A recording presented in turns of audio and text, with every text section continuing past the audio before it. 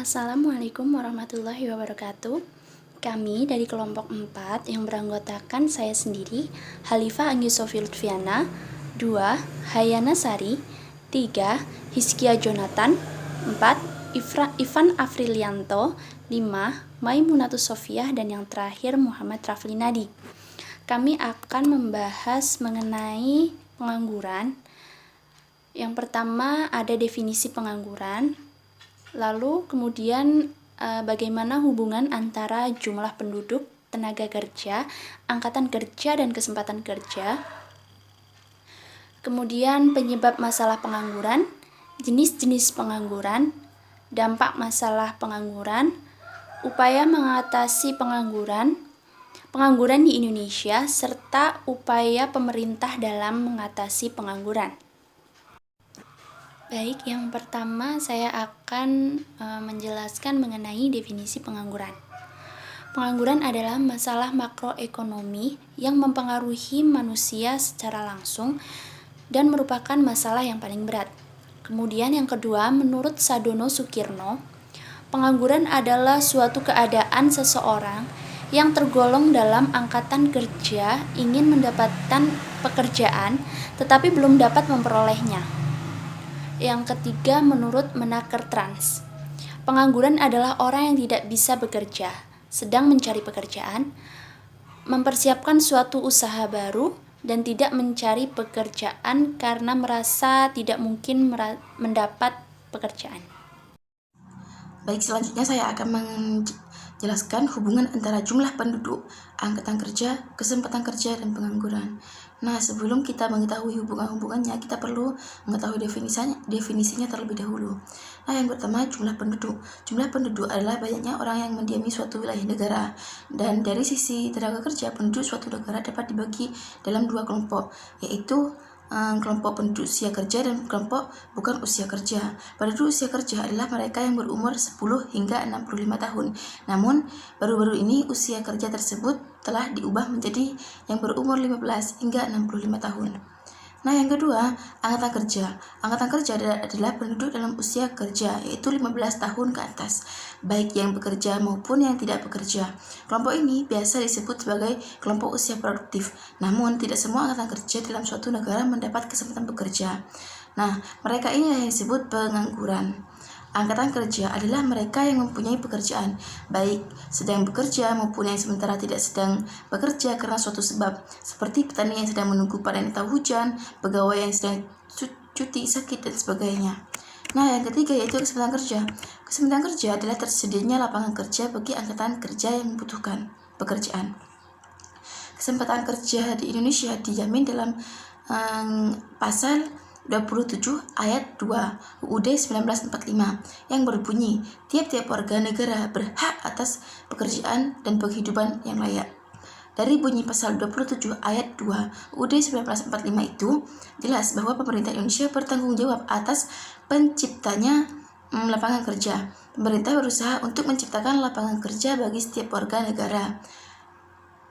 Karena penciptaan lapangan kerja berhubungan dengan peningkatan pendapatan per kapita dan sekaligus pendapatan nasional. Nah, yang terakhir itu pengangguran. Seperti yang telah dijelaskan di sebelum-sebelumnya, pengangguran adalah penduduk yang tidak bekerja, sedang mencari pekerjaan, mengharapkan dapat pekerjaan, atau bekerja secara tidak optimal, atau sedang mempersiapkan usaha baru. Nah, selanjutnya itu hubungan antara jumlah penduduk, angkatan kerja, dan kesempatan kerja, dan pengangguran. Antara jumlah penduduk, kesempatan kerja, angkatan kerja, dan pengangguran terdapat hubungan yang sangat erat antara satu sama lain. Hubungan ini dapat dilihat dari bahwa jumlah angkatan kerja dipengaruhi oleh pertumbuhan penduduk yang telah masuk usia kerja dan tingkat partisipasi angkatan kerja dalam pasar tenaga kerja. Negara yang jumlah penduduknya banyak berarti memiliki angkatan kerja yang banyak. Mengingat sangat terbatasnya lapangan kerja, maka sebagian angkatan kerja tersebut tidak mendapat kesempatan kerja atau lapangan kerja, sehingga akan terjadi pengangguran. Nah, inti dari penjelasan tersebut yaitu jika jumlah penduduk tinggi, maka angkatan kerja akan naik atau tinggi pula. Dan dengan begitu, kesempatan kerja semakin berkurang yang dikarenakan terbatasnya lapangan pekerjaan. Sebagian angkatan kerja tersebut tidak mendapat kesempatan kerja atau lapangan kerja, maka akan terjadi pengangguran.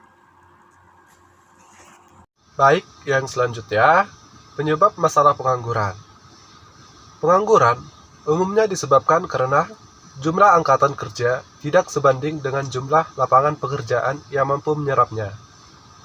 Apabila hal-hal tersebut dibiarkan, maka pengangguran dapat menjadi masalah sosial, seperti timbulnya kemiskinan, tingginya angka kejahatan, dan masalah sosial lainnya. Nah, pengangguran itu umumnya disebabkan karena jumlah para pencari kerja tidak sebanding dengan jumlah lapangan kerja yang mampu menyerapnya. Nah, selain itu tidak sesuai kemampuan individu pada suatu pekerjaan juga dapat menjadi penyebab pengangguran. Dilihat dari jenis-jenis pengangguran, berdasarkan penyebabnya, pengangguran dapat dipicu oleh, yaitu yang pertama, sulitnya memperoleh lapangan pekerjaan. Yang kedua, kurangnya persyaratan pelamar kerja. Yang ketiga, perkembangan atau pergantian teknologi tanpa adanya pelatihan atau kemampuan yang tepat bagi pekerja sehingga menimbulkan PHK. Yang selanjutnya, kemunduran ekonomi yang menyebabkan perusahaan memutuskan untuk PHK. Yang selanjutnya, siklus ekonomi yang berfluktuasi karena pergantian musim. Dan yang terakhir yaitu tidak adanya lapangan kerja yang sesuai dengan bidang keahliannya. Jenis-jenis pengangguran. Ada 3 jenis pengangguran, yaitu 1. Pengangguran berdasarkan jam kerja. Berdasarkan jam kerja, pengangguran dibedakan menjadi 2, yaitu setengah pengangguran terpaksa adalah mereka yang bekerja di bawah jam kerja normal dan masih mencari pekerjaan atau masih bersedia menerima pekerjaan lain. Setengah pengangguran sukarela adalah mereka yang bekerja di bawah jam kerja normal tetapi tidak mencari pekerjaan atau tidak bersedia menerima pekerjaan lain, misalnya tenaga ahli yang gajinya sangat besar. 2. Pengangguran berdasarkan penyebab terjadinya. Berdasarkan penggolongan ini, pengangguran dapat dibedakan menjadi 4 kepada jenis pengangguran berikut. Pengangguran normal atau friksional. Apabila dalam suatu perekonomian terdapat pengangguran sebanyak 2 atau 3% dari jumlah tenaga kerja, maka perekonomian itu sudah dianggap mencapai kesempatan kerja penuh atau full employment. Pengangguran siklikal. Perekonomian tidak selalu berkembang dengan konsisten. Ada kalanya pemerintah agregat lebih tinggi dan mendorong pengusaha menaikkan produk. Akibatnya, lebih banyak pekerjaan baru digunakan dan pengangguran berkurang. Pengangguran struktural. Tidak semua industri dan perusahaan dalam perekonomian akan terus berkembang maju, sebagainya akan mengalami kemunduran. Pengangguran teknologi. Pengangguran dapat juga disebabkan oleh adanya penggantian tenaga kerja oleh mesin-mesin dan bahan kimia. 3. Pengangguran berdasarkan cirinya.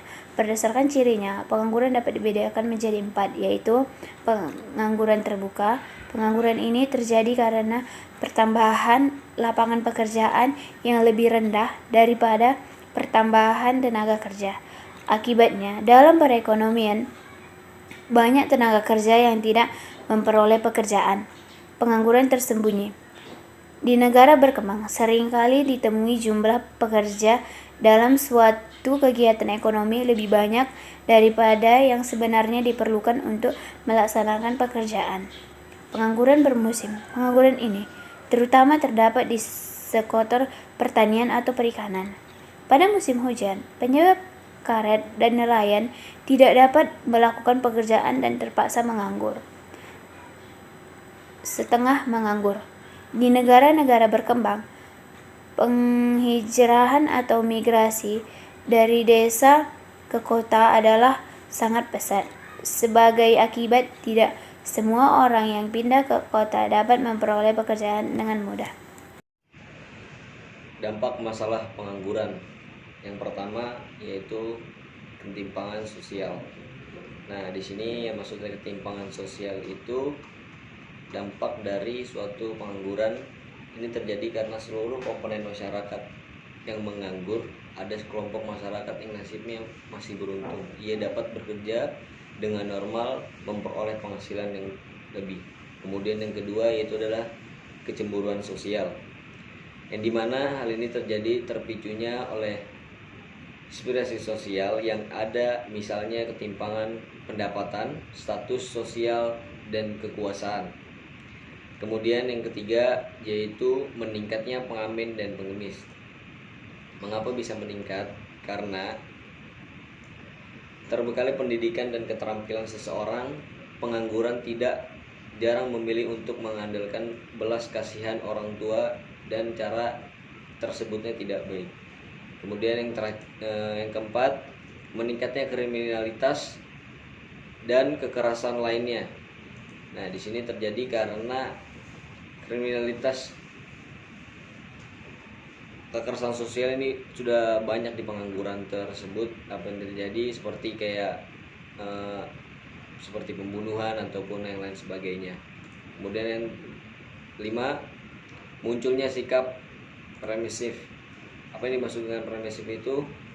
Yaitu ketimpangan sosial bagi seluruh warga ataupun jalan pintas untuk mempertahankan hidup dari suatu orang pengangguran. Kemudian yang keenam, tidak lancarnya sistem demokrasi.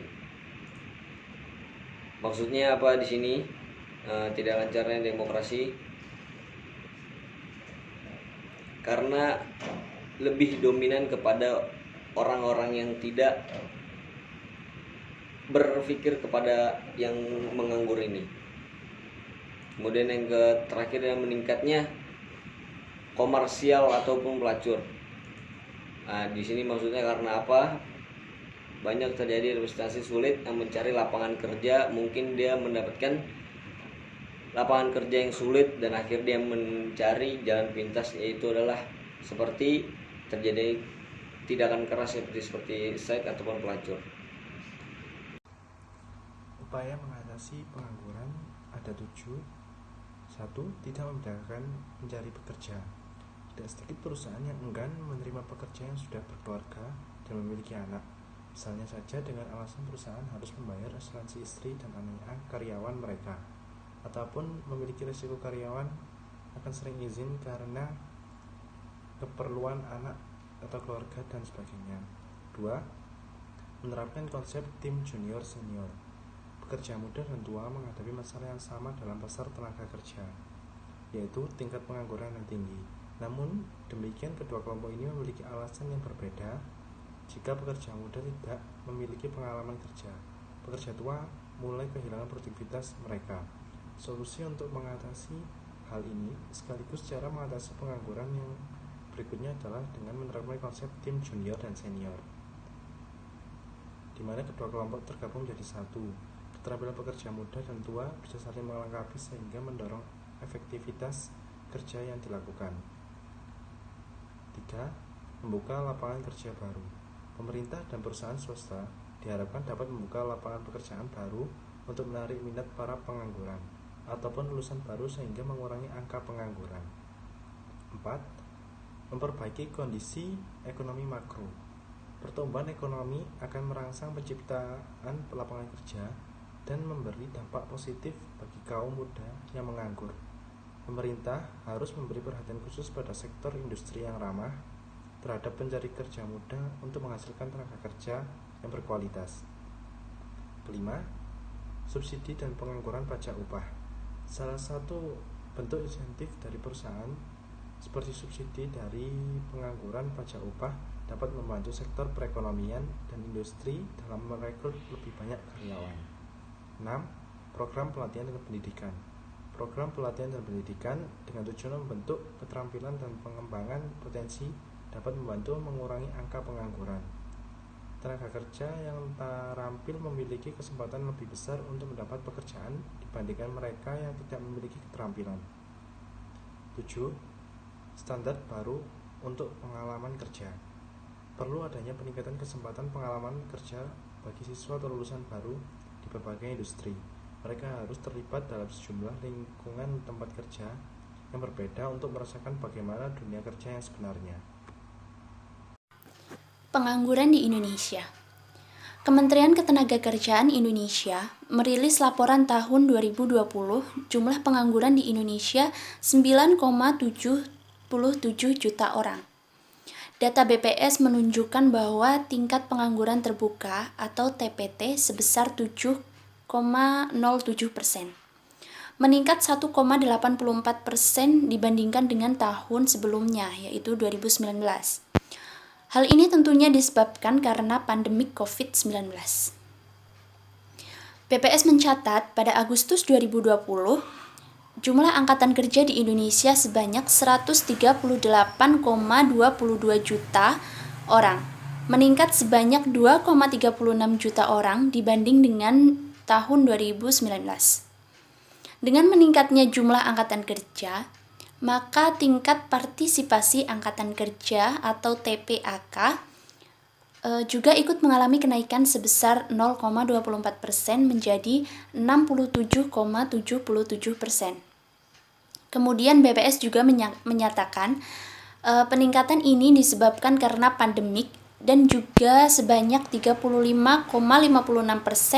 perusahaan yang disurvei oleh BPS telah mengurangi jumlah pegawainya yang bekerja pada tahun 2020. Kemudian sektor industri yang paling terdampak adalah akomodasi dan makan minum hingga 92,47%. Kemudian disusul oleh sektor jasa lainnya sebesar 90,90%. Dan sektor transportasi dan pergudangan sebesar 90,34%. Lalu bagaimana upaya pemerintah untuk mengatasi pengangguran di Indonesia? Baik, yang pertama ada kebijakan fiskal. Contoh nyata kebijakan fiskal yang dilakukan oleh sebuah negara misalnya adalah dengan memberlakukan nomor pokok wajib pajak atau NPWP. Sebagai gantinya, pemerintah juga memberikan benefit untuk masyarakat yang memiliki NPWP. Contoh lainnya adalah dengan menaikkan jumlah dan jenis pajak yang harus dipenuhi oleh rakyat. Untuk mengurangi pengangguran, pemerintah menggunakan pendapatan dari kebijakan fiskal untuk berbagai pembangunan yang nantinya akan menciptakan peluang kerja baru. Yang kedua ada kebijakan moneter. Dengan diberlakukannya kebijakan moneter dengan benar, sebuah negara bisa mendapat berbagai dampak positif. Misalnya, harga barang stabil, pemerataan pembangunan, dan pertumbuhan ekonomi yang tinggi. Kebijakan moneter mengatur keseimbangan persediaan uang yang beredar dan persediaan barang. Hal ini akan menekan inflasi dan diharapkan tercapai kesempatan kerja penuh bagi para pencari kerja. Yang ketiga ada memperbanyak proyek magang bagi calon tenaga kerja. Melalui proyek magang, calon tenaga kerja akan lebih awal mempelajari dunia kerja. Dengan begitu, mereka pun bisa belajar lebih profesional dan menjadi tenaga kerja yang berkualitas. Yang keempat, meningkatkan kualitas tenaga kerja. Hal ini dapat dilakukan melalui pendidikan formal maupun informal. Pendidikan yang merata juga sangat berpengaruh terhadap kualitas pekerja. Pendidikan formal itu sendiri dapat ditempuh di sekolah dan universitas. Sedangkan pendidikan informal bisa didapat dari kursus atau pelatihan tertentu. Dan yang kelima, menciptakan lapangan pekerjaan yang luas bagi rakyat. Hal ini dapat dilakukan dengan melakukan proyek-proyek umum seperti pembangunan jalan tol. Dan kemudian ada pemberlakuan program transmigrasi. Transmigrasi adalah program perpindahan penduduk dari suatu tempat ke tempat lainnya. Program ini bisa memeratakan kesempatan kerja.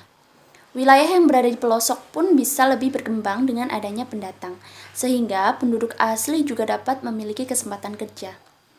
Di wilayah Indonesia, biasanya program transmigrasi ini dilaksanakan di wilayah Sumatera, Kalimantan, dan wilayah-wilayah lainnya yang memiliki potensi-potensi sumber daya alam.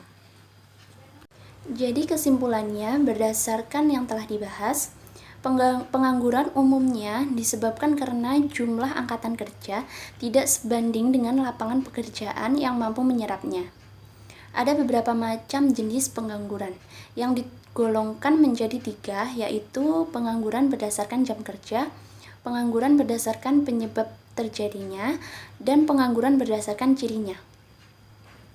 Dampak-dampak yang ditimbulkan akibat dari pengangguran pun banyak berpengaruh dalam kehidupan sosial dan ekonomi maupun bidang lainnya. Berdasarkan penyebabnya, Indonesia merupakan negara berkembang yang memiliki tingkat angkatan kerja yang tinggi. Oleh sebab itu, jumlah pengangguran di Indonesia juga tinggi. Mungkin cukup sekian yang dapat kami sampaikan. Kurang lebihnya mohon maaf. Wassalamualaikum warahmatullahi wabarakatuh.